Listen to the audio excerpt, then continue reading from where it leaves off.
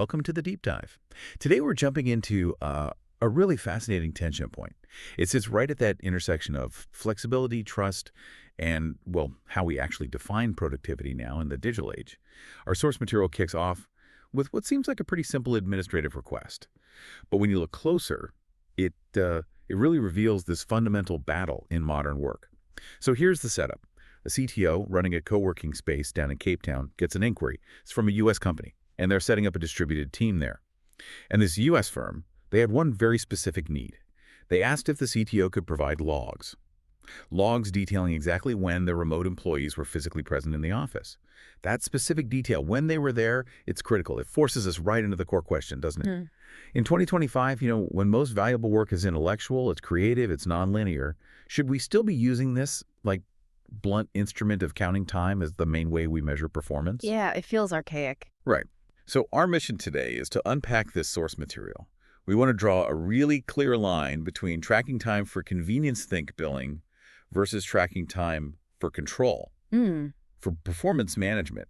And ultimately, we're looking for those maybe radical alternatives that move us past the time clock entirely. Okay, yeah, let's unpack that administrative point right away, because the CTO's response and how the source analyzes it, that's key here. See, the Cape Town office can technically provide logs. They have the data, but only because their system tracks resource usage. Okay. They operate on these things called flexi packages, 50 hours, 100 hours a month, that sort of thing. So when someone connects to the network, they're basically activating their account, they're consuming resources, power, Wi-Fi, the actual desk space, so the log. It's really nothing more than a receipt for consuming resources. It's purely an administrative detail. For billing, maybe network management, that's it. Got it. So it's like a utility bill. Yeah. You use this much electricity, this much water, or here, this much office time. Yeah. But the U.S. company, they were clearly trying to use that receipt as something else entirely, like a performance report, a way to check behavior. And that's a huge gap, isn't it? It is a massive gap. And the source argues that mixing up those two things, convenience and control, that's where companies really start to get into trouble. And that distinction, it perfectly sets the stage for what the source calls the industrial hangover, this lingering idea that time logging is somehow a necessary metric for good work. The industrial hangover. I like that. It perfectly captures it. This leftover thinking from a time when, well, the only way to guess at productivity was physical presence. Like if you managed a factory floor back in, say, 1950, you didn't have detailed output metrics for every little task. You just checked. Was the worker at their station for 8 hours? That was the proxy. Right. Presence equaled effort, supposedly. But the source makes the point so clearly that thinking is just completely obsolete for knowledge work.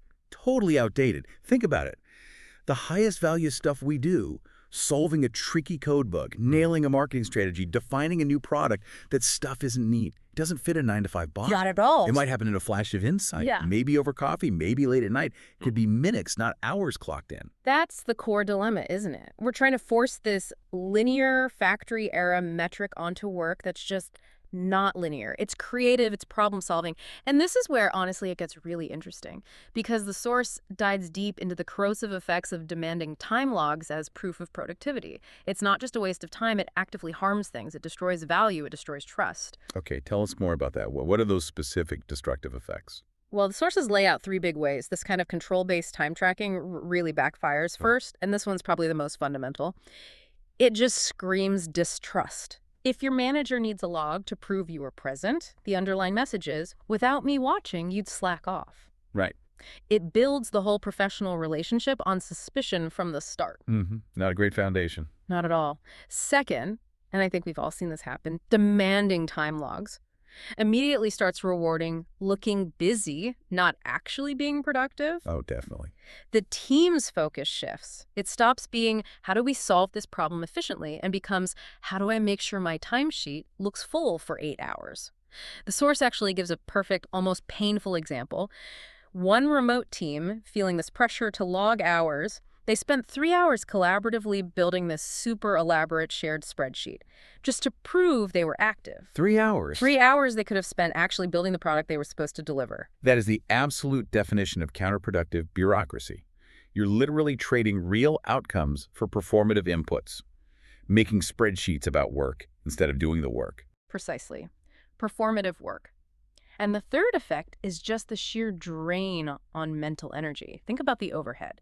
Tracking every little thing, documenting it, maybe justifying it, reporting it. Yeah, the admin burden. Exactly. All that energy gets diverted from the actual core work. The focus shifts from the objectives, the why, onto compliance and justification. You end up managing the clock, not the purpose. I think anyone listening can probably relate to that busy work trap. That pressure to just keep the clock running, maybe even after you've nailed the important stuff for the day. It makes the metric time the boss instead of the actual goal, the output. And this conflict, this inherent tension between control from the top and trust in the team, it just naturally pushes us to look for better ways, real alternatives. Yeah. Which brings us neatly to Section 2. Here, the source introduces a really radical counter-narrative. It shows that trusting people like adults isn't just, a nice fluffy idea. It can be a seriously powerful operational strategy. Let's look at the historical example cited in the source material. Ricardo Semler and his approach detailed in the book Maverick. Ugh, Semler. Yeah, his company, Semco, it's like the ultimate case study in radical autonomy. This was way before remote work became mainstream, too. And the source highlights it as proof positive. When you ditch the time clock, you have to replace it with something much more powerful. And that thing is ownership. Real ownership. So what did that look like? What were the radical elements? Well, they were genuinely radical even back in the 90s. Employees set their own schedules, completely flexible times, zero tracking. Wow. They also set their own salaries. That's a huge one. Their own salaries. Okay, hold on. Yeah. And maybe the most surprising, they were even allowed to choose their own bosses, their managers. It created this genuine accountability loop, both up and down. Choosing your boss. That sounds potentially chaotic, but fascinating. How did that even work? And the salary thing, if I can set my own salary, what stops me from just demanding, triple the market rate? Did the source explain how they managed that risk? That seems like a huge leap of faith. It does sound like chaos theory applied to management, right? But it wasn't just chaos. That's the massive governance question. And the answer, according to the source, was built into transparency and peer accountability. So when an employee proposed a salary for themselves, they couldn't just pluck a number out of thin air. They had to justify it to their peers, to their team. Based on market rates, yes, but also their demonstrated value and, critically, the company's actual financial health. So it wasn't arbitrary. It was based on merit and reality. Exactly. It became a negotiation built on professional value, not just some manager deciding your worth in a vacuum.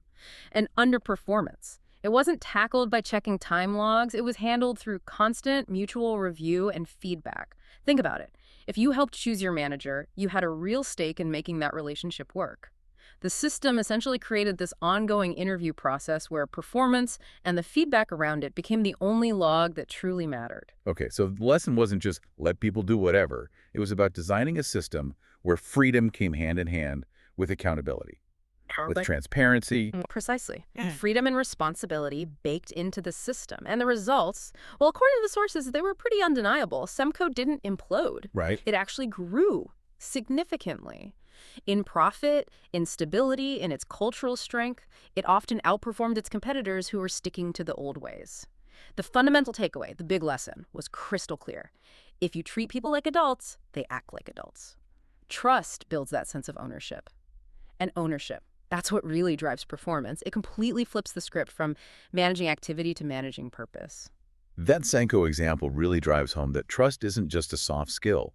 It's an actual operational model. Yeah. It can work. But okay, let's pivot back to today. We're managing teams that are often globally distributed, scattered across time zones, different cultures. How do we translate that kind of radical autonomy into leadership for, say, 2025?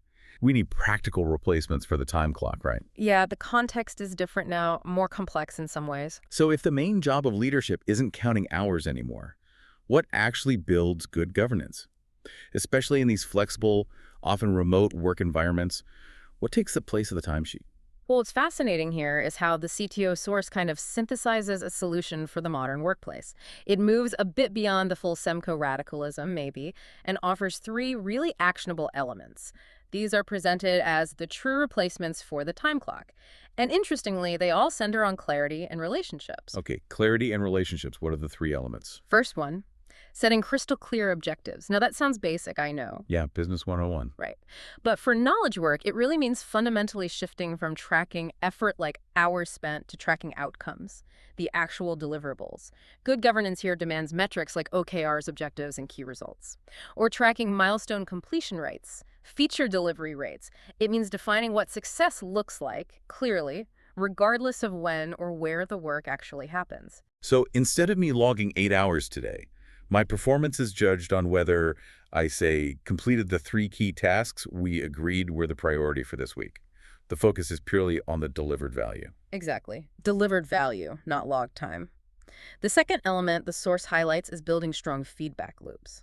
Okay. And this isn't about scheduling endless mandatory check-ins just for the sake of it. That's just another form of surveillance, really. Right. More performative work. Yeah. It's about having relevant, timely communication specifically about progress towards those clear objectives we just talked about. You need quick, constructive feedback. Feedback that helps the team adjust course if needed, removes roadblocks, and actually fosters productivity, not just documents attendance. Makes sense. Faster feedback helps keep things on track towards the real goals. And the third element, nurturing relationships that grow over time. This acknowledges something really crucial. High-performing teams, good governance, it all relies heavily on human connection, on social capital. You actually have to invest time in knowing your team members, understanding their context, their strengths, their challenges, allowing that professional trust to build up month after month, year after year, that accumulated relationship capital. That's what makes flexibility sustainable. It's what allows autonomy to thrive without needing constant surveillance or time tracking. It really sounds like the antidote to that whole industrial hangover is shifting management style, moving away from being like a forensic accountant counting hours after the fact towards being more of a forward-looking coach, someone focused on clear goals and, well, actual human rapport. Yeah, that's a great way to put it. Coaching towards outcomes, not auditing inputs. So the final synthesis here seems critical, doesn't it? Logs, timesheets. They might have a place for basic administration, like the CTO's billing example. Yeah. But they are totally, utterly incapable of building the trust you need, and they certainly can't replace it once it's gone. Absolutely. Couldn't agree more. Control tends to yield compliance, right? And compliance usually means people give the minimum acceptable effort to tick the box. Just enough to not get in trouble. Exactly. But trust yields ownership. And ownership is what drives people to give their best. It fuels peak performance, innovation, going the extra mile. You simply cannot audit your way into great work. So thinking back, we started with that simple request, a U.S. company asking for office time logs in Cape Town. And it just peeled back the layers on this persistent, often counterproductive tension in modern work. We've established that time tracking, when used for control, is often just distrust disguised as management. And worse, that approach can actively harm the creative, problem-solving productivity we need most today. So as we wrap up this deep dive, the really key takeaway feels like this. As companies continue to rethink how and where teams work remote, hybrid, flexible schedules, the metrics we use for success must shift too. They have to move away from those old presence-based proxies towards outcome-based governance. Governance that's fundamentally built on trust. It feels like a defining evolution needed for modern management. Well said. And that leads us right into final provocative thought. Something the source material really leaves hanging in the air for us, thinking about 2025 and beyond. It boils down to this question, really, for anyone listening. Yeah. You are relying on time logging in your team or your organization. Ask yourself honestly, does that process build trust or does it actively destroy it? Because if the answer deep down is that it actually erodes the very foundation of ownership and high performance, then relying on it is inherently counterproductive. It doesn't matter how easy the technology makes the tracking. It's undermining the goal. It's a pretty profound question, I think. Definitely worth mulling over, whether you're the one managing teams built on flexibility, or maybe you're the one being managed by the clock right now. A powerful question indeed. It's something for all of you to consider and maybe apply to your own environment. Thanks for joining us for this deep dive.